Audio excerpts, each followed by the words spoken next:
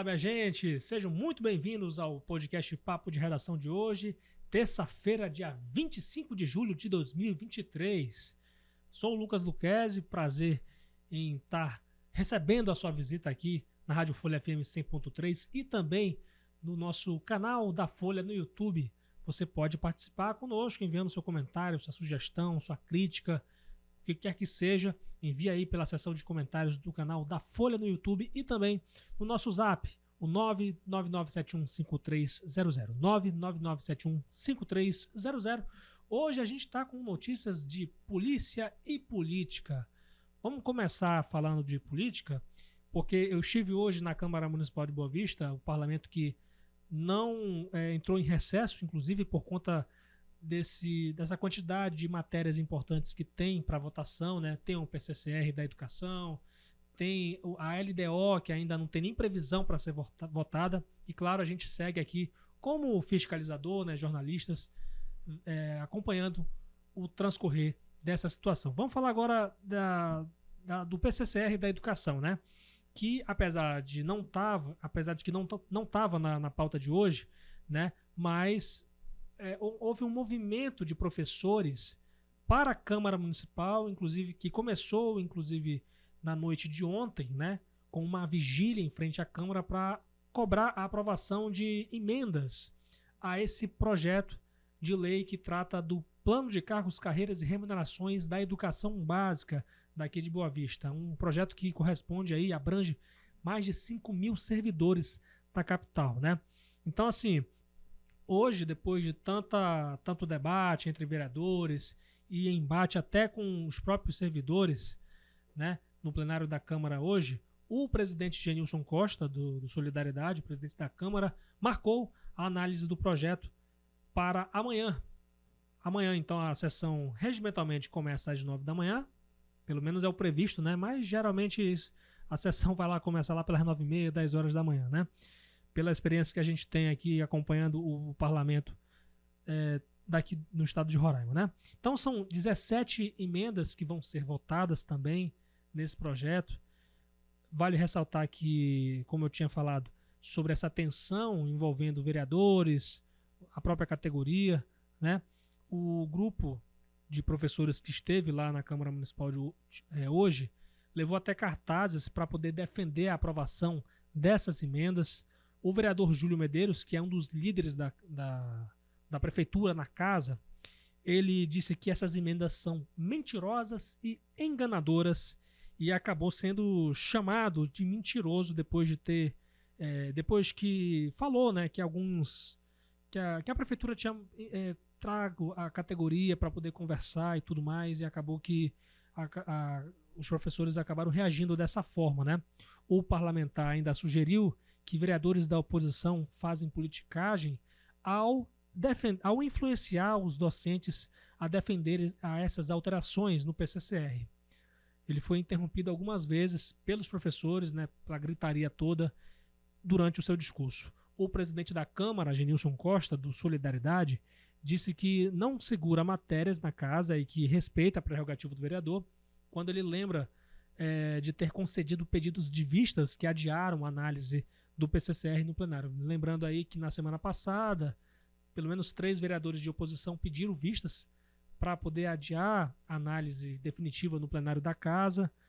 O Genilson defendeu também a legalidade das emendas, embora não tenha certeza de sua aprovação, porque, veja bem, o cenário é de que a oposição ela tem minoria na casa. São apenas 8 vereadores que não têm relação com a prefeitura. A base aliada do prefeito Arthur Henrique tem 15 vereadores e a base ela articula para derrubar essas emendas, né? Pela questão aí de que vai, de certa forma, prejudicar o planejamento do executivo, embora a base do executivo ela entenda isso nos bastidores, né? De que o PCCR ele pode ser futuramente alterado, né? É um texto que pode ser alterado várias vezes, inclusive. E falando ainda de Câmara Municipal, os vereadores aprovaram hoje, esse sim, agora teve essa votação, os vereadores aprovaram hoje por 17 votos o projeto de lei que desobriga obesos, grávidas e outras pessoas com dificuldade de acesso na catraca de passar, né, na catraca do transporte coletivo da capital, né? Então, depois que houver essa sanção do projeto pelo prefeito Arthur Henrique, essa regra de desobrigar obesos, grávidas ou qualquer pessoa que tenha dificuldade de passar na catraca do transporte coletivo vão deixar de ser obrigadas de passar por esse local. Na justificativa do projeto, Arthur afirma que a ideia é reconhecer e dar condição digna aos passageiros de transporte coletivo, principalmente para esse público. Pela proposta, esses passageiros deverão, independentemente da porta pela qual entrar no veículo, avisar ao motorista que está impossibilitado de passar pela catraca para, em seguida, pagar a passagem. O bloqueio eletrônico será girado apenas para computar a quantidade de passageiros. Caso haja maior dificuldade de locomoção, o cobrador irá até o passageiro para cobrar o valor da passagem. Os mesmos direitos e as regras valem para o caso em que o embarque do passageiro for por acesso de terminais ou por bilhetagem eletrônica, assim como o uso das entradas reservadas às pessoas com necessidades especiais. Não haverá restrições nos ônibus quanto ao número de pessoas obesas, grávidas e com dificuldade de acesso em razão de sua condição física, exceto, evidentemente, pelo número máximo de lotação permitida, né? Então, os ônibus, evidentemente, que têm a sua lotação, o limite é esse. Vamos falar de notícias policiais? Por isso eu chamei a Marília Mesquita aqui para conversar um pouco sobre as ocorrências que a gente repercutiu hoje na Folha de Boa Vista, né? Conta pra gente, Marília, quais foram as últimas aí? Oi, Lucas. Oi pra você que está nos assistindo e nos ouvindo aqui pelas ondas da Rádio Folha. Um venezuelano de 36 anos, ele foi autuado em flagrante por importunação sexual a uma criança de 9 anos de idade. Nossa. Esse caso ele aconteceu no último domingo lá no bairro Conjunto Cidadão. Porém, só agora, né, saiu a decisão aí dessa autuação dele. E de acordo com informações da delegada Miriam de Manso, o pai da criança, um idoso de 66 anos, ele informou para a delegada que ele tinha saído para procurar uma casa para alugar no mesmo bairro e a criança havia ficado em casa com um irmão de 14 anos e uma colega.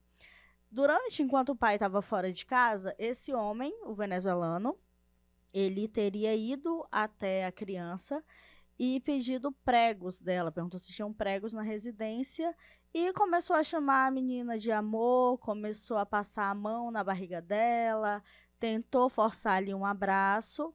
A criança ficou com medo e foi até a casa de uma vizinha pedir ajuda. Quando o pai dessa menina chegou em casa, foi informado da filha o que tinha acontecido e ele foi tirar satisfações aí com esse venezuelano. Eles acabaram se desentendendo, entraram em luta corporal. A polícia militar, ela foi acionada pelo pai da criança e pela vizinha. E o rapaz aí, o venezuelano, ele foi levado lá para a central de flagrantes, onde ele foi autuado aí por esse crime. Então a menina tem 9 anos de idade, 9 anos. E ainda de acordo com o pai dessa criança, não é a primeira vez que esse homem comete esse crime em relação a essa menina. E por isso, o pai dela, né, dessa vítima, ele estava procurando uma residência para afastar essa menina desse homem, visando, né, a segurança da família dele. Pois é, eu até fico por outro lado, né, apesar do fato lamentável que é isso, né, mas a criança, ela pedir ajuda, né, denunciar realmente, né, ter essa coragem de denunciar, né, infelizmente no mundo que a gente está vivendo hoje, né, essas pessoas, os incapazes, diria assim, né, de se defender muitas das vezes, né, tem que ter essa coragem. Então, foi muito importante, né, acabou realmente resultando nisso aí e agora esse cara vai responder na justiça. É por isso que a educação sexual ela tem que ser falada, conversada com as crianças, para quando ela passar por esse tipo de situação, ela saber como agir e saber que ela pode contar ali com o apoio da família ou de alguém da sua confiança para poder denunciar esse tipo de crime, porque é muito comum, né, infelizmente, esse tipo de crime é recorrente aqui no estado. E essa violência, ela começa geralmente dentro de casa. Exatamente. Então, é importante que a criança, ela saiba que um estranho, ele não pode tocar ali nas suas partes íntimas, não pode forçar abraço, ou forçar Poçabejo, porque isso é crime. Então, foi muito importante essa criança, ela ter ido lá até essa vizinha pedir ajuda e essa vizinha também ter socorrido essa criança, porque o pior poderia ter acontecido. Certamente acredito eu, né, que deve ter tido aí uma orientação dos pais, dos responsáveis, né, que cada vez mais cedo tem que ter essa conversa, né, com os filhos, né? Eu não tenho filho, né, mas as pessoas que têm filhos, né, têm essa conversa. Mas vamos falar, Marília, de outro caso, de um casal que foi preso e um adolescente foi apreendido com crack e maconha na BR-210. Fala pra gente os detalhes dessa ocorrência. Isso, se não tiver um tráfico aqui, né, não é papo de redação e não é editoria de polícia. Dessa vez, um homem de 23 anos e uma mulher de 32 anos, eles foram presos aí com crack e maconha. Esse caso ele aconteceu ontem, na segunda-feira, durante uma abordagem a uma van na BR-210. Esse adolescente de 17 anos, ele também foi apreendido com drogas. E como é que rolou essa situação? A Polícia Militar, ela realizou a abordagem desse veículo, que seguia para o município de São João da Baliza. E durante essa abordagem, esse casal, eles ficaram em atitude suspeita, tentando esconder o rosto. E aí, o que motivou a polícia a realizar a abordagem neles dois. E aí foram encontrados aí esse tablete de maconha, de crack, e com o adolescente também foi encontrado esse material. Esses entorpecentes, eles foram... O entorpecente e esses envolvidos, eles foram encaminhados à delegacia lá de São João da Baliza, para que todas as providências legais e cabíveis sejam tomadas. Muito bem, Marília. Obrigadão pela sua participação mais uma vez aqui.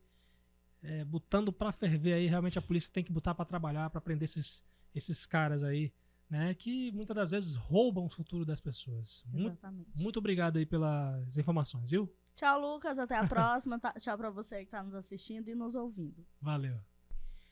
A gente continua aqui para falar de CNH Cidadão. Você já deve ter ouvido falar muito desse projeto, né, que até o momento parece que está no papel, né? Foi criado em 2020, ainda está precisando de orçamento para poder fazer valer, para poder funcionar. E a Dina Vieira está aqui comigo, né? Eu chamei ela para conversar um pouco sobre isso. Que em pé está esse projeto, Dina? Isso mesmo, Lucas. Esse projeto foi lançado em 2020, né? E aí teve a etapa de inscrição, né, das pessoas, teve a seleção, porque tem que ser pessoas de baixa renda, né? Preencher todos os requisitos. Em 2022, em outubro, as pessoas selecionadas foram chamadas para fazer a biometria, que é o primeiro passo para quem vai fazer, né, autoescola, para tirar a habilitação. Esse projeto ele foi criado com a intenção de atender 400 pessoas por ano, né? Então, essas pessoas foram lá, fizeram a biometria, selecionadas, eles divulgaram uma nova lista, chamando mais pessoas. Essas pessoas também foram, só que até agora as pessoas não iniciaram a parte mais importante, que é de começar a aula nas autoescolas, né? Então, eles voltaram, no mês de maio, eles nos procuraram, né? Fizeram essa denúncia, buscando, né, que essas aulas iniciassem. Na época, o presidente do Detran nos informou que estariam resolvendo problemas burocráticos e que as aulas iniciariam provavelmente em junho. Já estamos no final de julho. Aí procuramos novamente o governo para saber, e o Detran informou aí que ainda aguarda a liberação do orçamento para poder pagar as autoescolas para que elas façam aí o curso de treinamento. Então, ainda tem, né, quem está aguardando ainda vai ter que aguardar um pouco para poder fazer. Realmente é uma questão burocrática de orçamento, em geral é muito demorado, né, resolver essa situação.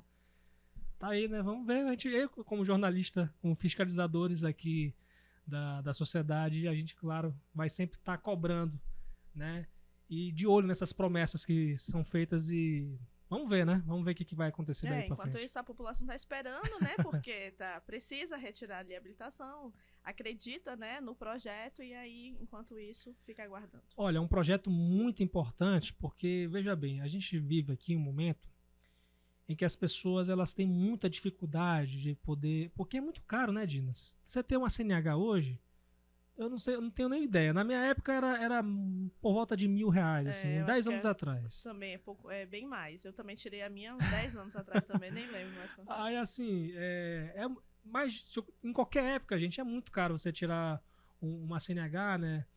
Dependendo da condição, evidentemente que tem toda essa condição, mas ainda assim tem uma dificuldade de a população ter acesso à autoescola, né? Até por conta de muitas prioridades que se tem na vida, né? E a gente tem um problema muito sério aqui com a falta de condutor habilitado, né? Que acaba muitas das vezes, todo final de semana, principalmente, né? A gente está cansado de noticiar aqui condutor sem CNH, envolvido em acidente. Porque... Alguns chegam até a morrer, né? O que é lamentável. Então, assim, a pessoa ela não se preocupa com a segurança do outro e muito menos com a dela, né? Com certeza. Porque ela não sabe ali as leis de trânsito, não sabe né? o básico e acaba causando aí acidentes. Claro que não tira a responsabilidade de quem tem CNH e que é muito imprudente muitas das vezes. É verdade. Muito obrigado aí, Dina, pelas informações e até a próxima aqui no Papo de Redação. Muito obrigada. Até lá. E é isso aí, minha gente. Lucas Luquezzi aqui para encerrar o Papo de Redação com essas notícias. Agradecer mais uma vez a sua companhia, a sua audiência e a sua participação aqui no nosso dia a dia da Folha de Boa Vista, porque de vez em quando a gente recebe algumas pautas muito legais, né, de denúncias também, de sugestões aqui para o nosso podcast Papo de Redação. É muito bom a sua interação, a sua participação aqui conosco. Divulgando novamente para você que não pegou aí o número, né? É o 999715300, 999715300, é muito 9, hein? Para você participar aqui conosco, enviar seu comentário, sua sugestão.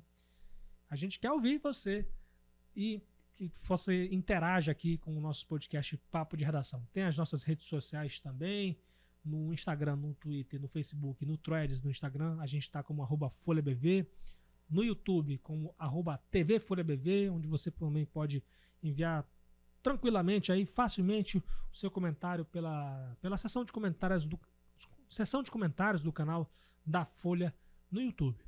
Tem a minha rede social também com os bastidores aí do podcast Papo de Redação, @LucasLuquezzi, e eu quero agradecer aí a edição de Fabiano Lopes, o apoio técnico de Rio Herrera, John Hudson, Aduan Figueiredo, essa equipe toda aqui. Não tô sozinho não, hein, gente? Sou na produção, tô na apresentação e também tem uma galera fazendo funcionar muito bem o Papo de Redação aqui. Muito obrigado, minha gente, da Rádio Folha FM 100.3, no canal da Folha, do canal da Folha no YouTube e também folhabv.com.br. Até amanhã, se Deus quiser.